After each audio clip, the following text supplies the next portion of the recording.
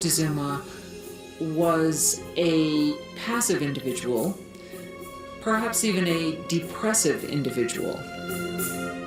Legend says that when he witnessed a comet streaking across the skies over Tenochtitlan, he spent the rest of the night in tears.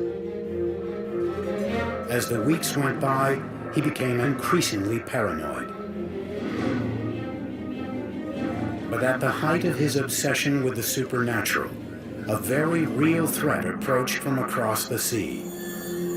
Spies posted along the Gulf Coast reported strange sightings offshore that they were at a loss to describe. They never have seen a boat, so they didn't even have a word to describe that. So the Indians refer to those boats as mountains that move in the water. In 1519, after sailing from Cuba, Cortez landed with 11 of these floating mountains and 500 men on the Gulf of Mexico, 200 miles southeast of Tenochtitlan.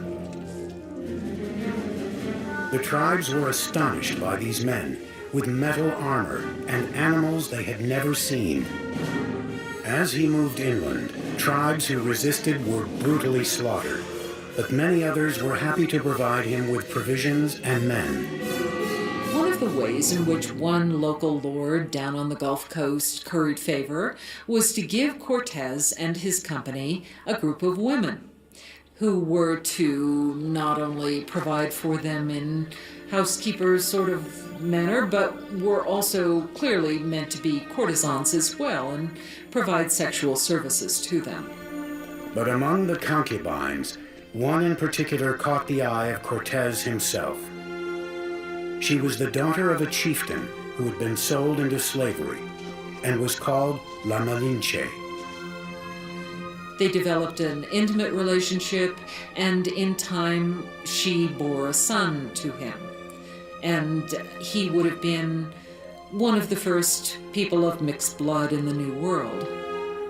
But she was much more than a mistress. She became an interpreter for Cortez, and her role expanded to advisor and intermediary between him and the Aztecs. Not only was she his translator, but she could also tell him about things that were being said that he was not intended to hear or understand. Moctezuma's network of relay runners kept him apprised of the Spaniards' movements. It was clear they were headed for his city. As he advanced toward Tenochtitlan through the summer of 1519, Cortez amassed an army of thousands. Moctezuma's army of warriors numbered in the hundreds of thousands. They wore animal costumes on the battlefield to intimidate their opponents.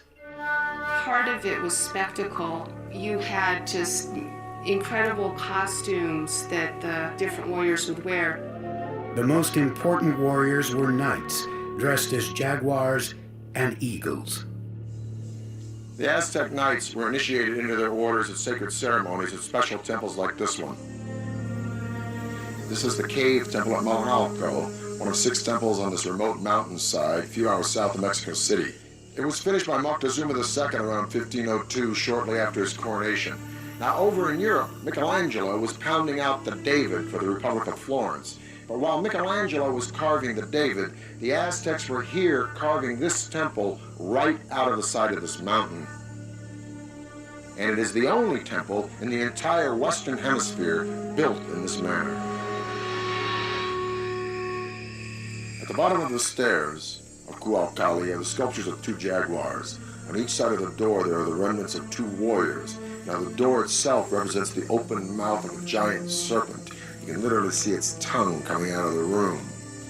The Aztecs believed that this was the entrance to the womb of the earth. Now the privileged warriors would come here, go into the room with sculptures of eagles, have their noses pierced, and offer blood and sacrifice to Huitzilopochtli, the god of war. But this would be by no means the last time these Aztec warriors would spill their blood. The first meeting between Cortez and Moctezuma would be peaceful, but the conquistador knew a huge and bloody clash between the old world and the new would soon take